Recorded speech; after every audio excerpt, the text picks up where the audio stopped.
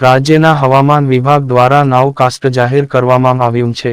જે મુજબ આગામી 3 કલાક દરમિયાન રાજ્યના ભાવનગર, અમરેલી, સુરત, તાપી જેવા જિલ્લાઓમાં છૂટાછવાયા વરસાદની આગાહી કરવામાં આવી છે. વીજળીના કડાકા સાથે નવસારી, વલસાડ, નર્મદા, ગીર સોમનાથ, દીવ, દમણ, દાદરા અને નગર હવેલીમાં આગાહી છે. રાજ્યમાં હજુ પણ વરસાદની 2% ઘટ.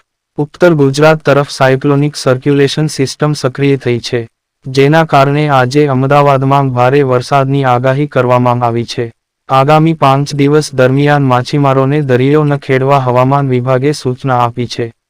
હવામાન વિભાગે કહ્યું કે પવનની ગતિ 35-45 કિલોમીટર આસપાસ રહેશે. રાજ્યમાં હજુ પણ વરસાદની 2% ઘટ છે. હવામાન વિભાગે એલર્ટ જાહેર કર્યું.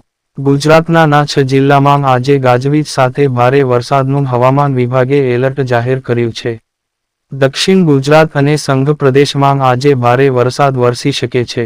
દક્ષિણ ગુજરાતના ભરૂચ, સુરત, તાપી, નવસારી, ડાંગ અને વલસાડમાં આજે ગાજવીજ સાથે ભારે વરસાદ વરસી શકે છે. અન્ય જિલ્લામાં સામાન્ય વરસાદની હવામાન વિભાગની આગાહી છે.